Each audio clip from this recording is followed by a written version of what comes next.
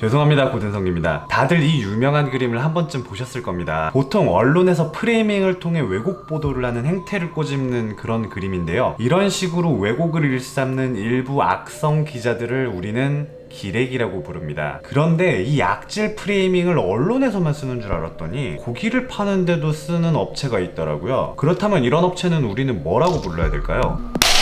정육각이라는 회사는 돼지고기가 가장 맛있는 시간은 도축 후 5일까지라고 주장합니다. 그리고 그 근거로 축산물 품질평가원에서 발간한 재미있는 축산물 이야기라는 책을 소개합니다. 결론만 말하자면 그 책에 비슷한 내용이 있기는 한데 앞뒤 문맥 다 자르고 자신에게 유리한 방향으로 어거지 해석을 한 거였습니다. 마치 제가 맨 처음 보여드렸던 그 그림처럼 말이죠. 이 부분에 대해서 열심히 반박 자료를 준비하던 중에 그럴 필요가 없어졌습니다. 다른 훌륭한 기자분께서 팩트체크를 제 대신 해주셨거든요. 뉴스톱의 해당 기사를 요약하자면 다음과 같습니다.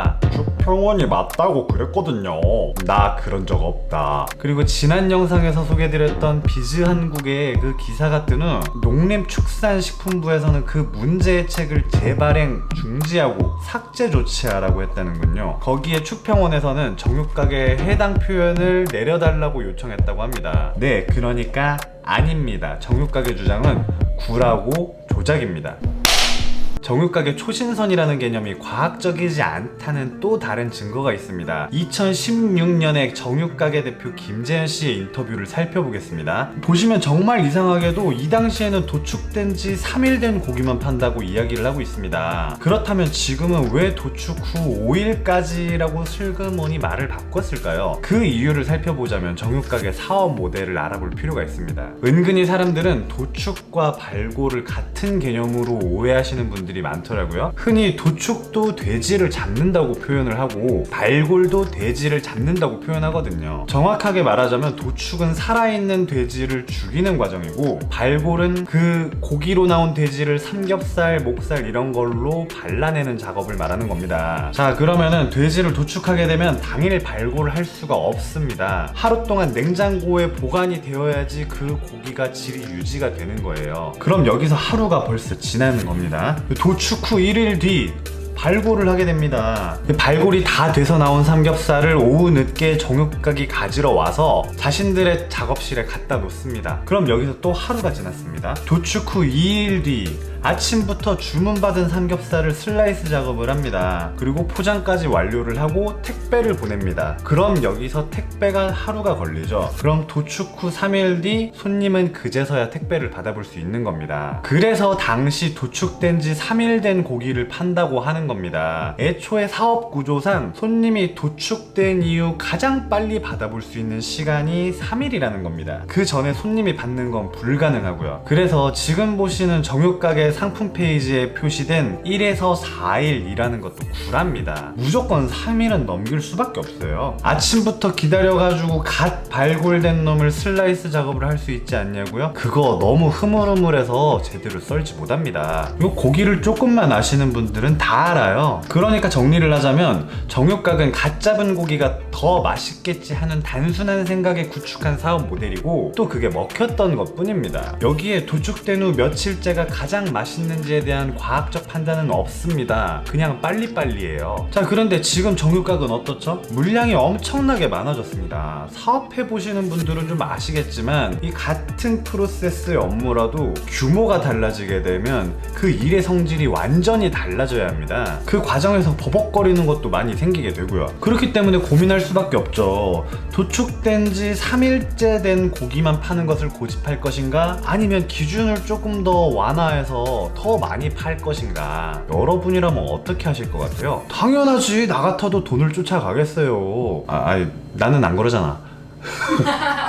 나 막 120만원어치 환불도 하고 그러잖아 막. 예약 주문 받은 것도 다 그러잖아. 아니 난 안 그래요. 아무튼 눈 딱 감고 자기가 했던 주장을 바꾸면 더 많은 돈을 벌 수 있습니다. 그걸 왜 안 하겠어요. 그렇다면 생각을 해봅시다. 그때는 3일이고 지금은 5일입니다. 여기 어디에 과학이 있습니까? 어제는 사과가 나무에서 떨어졌는데 오늘은 사과가 나무에서 승천을 하든가요? 어제는 해가 동쪽에서 떴는데 오늘은 해가 서쪽에서 뜨든가요? 과학이 그런 겁니까? 2016년에는 3일이었는데 지금은 5일이라는 건 과학이 아닙니다. 컨셉질이지. 정육각의 비열한 말장난도 하나 소개시켜드리겠습니다. 여기에서 돼지고기는 유통 과정이 길어질수록 박테리아 증식으로 잡내가 생긴다고 되어 있죠. 근데 이거 맞는 말입니다. 딱 문장 하나만 놓고 봤을 때 참이냐 거짓이냐를 놓고 가려보자면 이 명제는 참입니다. 근데 이건 정교하게 오해를 불러일으키는 말장난입니다. 이 사람 일부러 이렇게 말을 한 거예요. 이해하기 쉽게 제가 예를 들어 볼게요. 집에 불이 나면 화재 위험 증가로 생명과 재산에 막대한 피해를 입을 수가 있습니다. 네, 맞는 말이죠. 자, 그럼 제가 라이터를 켜보겠습니다.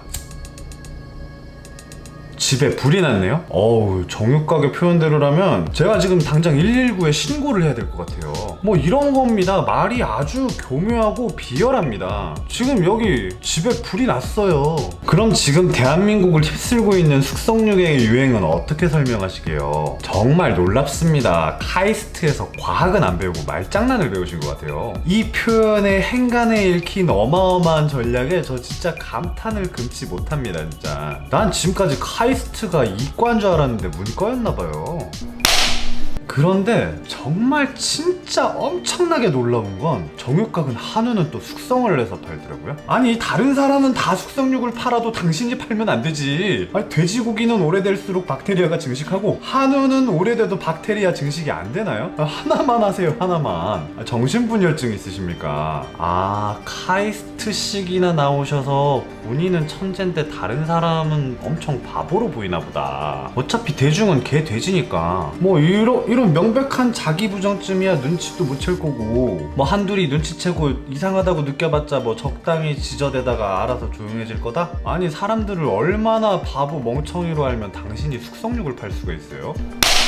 사람이 양심이 있으면 어느 분야의 전문가가 될수록 도저히 할 수 없는 말이 있습니다. 그래서 오히려 완전 초짜가 장사를 더 잘할 수도 있는 겁니다. 당신 그렇게 해서 성공했잖아. 아니, 그런데 정육각 당신과 같은 초짜가 마치 전문가인 양 코스프레 하니까 이렇게 문제가 터져 나오는 거 아닙니까? 카이스트까지 나왔다고 그렇게 강조를 하시는 분이 기껏 근거를 제시한다는 게 전체적으로 숙성육을 강조하는 책에서 앞뒤 문맥 딱 자르고 필요한 부분만 자기적으로 해석해서 쓰면 되겠습니까? 아니, 그리고 그 근거라는 게 무슨 논문이나 전공서적도 아니고 교양서적에서 갖고 오면 어떡해요. 제가 친절하게 그 공부할 수 있는 책까지 알려드릴게요. 이 책은 식육과학 공부하는 사람들은 다 보는 전공서적이고요. 이 책은 요새 핫한 그 식품과학, 요리 이런 책이고요. 이 책도 아까 그 책과 마찬가지로 식품과 과학을 연관시킨 거의 바이블격인 책입니다. 이 책은